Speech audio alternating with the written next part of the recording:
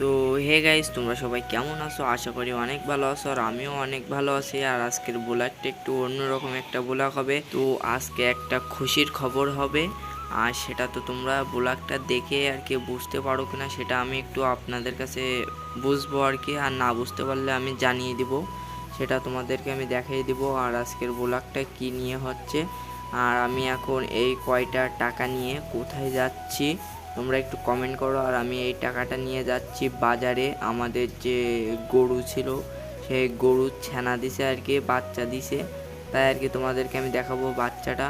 আর আমি একটা জিনিস কিনতে আইছি, একটা শ্যাম্পু নিছি।